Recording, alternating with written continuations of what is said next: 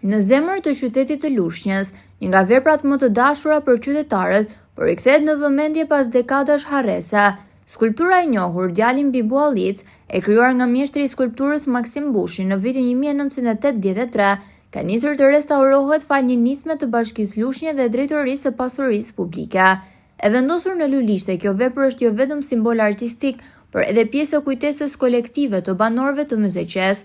Për dekada, ajo ka shërbyer si një pikë referimi, një simbol identitar dhe një pikë ndalese për të rinj, të moshuar dhe kalimtar.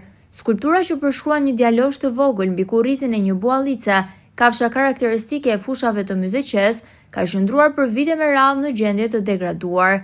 Tashmë ndërhyrja synon jo vetëm restaurimin e saj, por edhe kthimin në një element dekorativ funksional, me një shatërvan që do ta rrethojë dhe do të vendos figurën në një dimension të ri estetik. Sipas burimeve nga bashkia, pas restaurimit, Djali mbi Buallic do të përfaqësojë jo vetëm trashëgimin kulturore, por edhe frymën e re të përkujdesjes ndaj vlerave historike dhe artistike të qytetit.